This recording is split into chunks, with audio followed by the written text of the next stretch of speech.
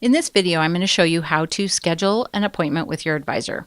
First, you want to look up who your advisor is in your MyPeers portal. So we can go to the Shortcuts tab or click here on MyPeers.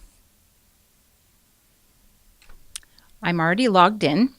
So from here, I will note right here who my advisor is. Do check your contact information periodically, and this is where you would go to contact or update your contact information. Now that we know who your advisor is, we're going to come over here to the main Pierce College page and go to the staff directory. So say, for example, my advisor was Bernadette Blakeney.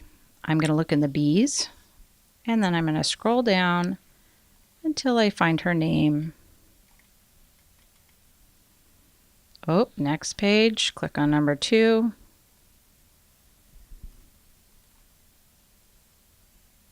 And here she is. So I'm going to click on full profile, and that's going to give me all of her contact information, and I can click right here the hyperlinked email, and then I can come over here and email her and say I need an advising appointment.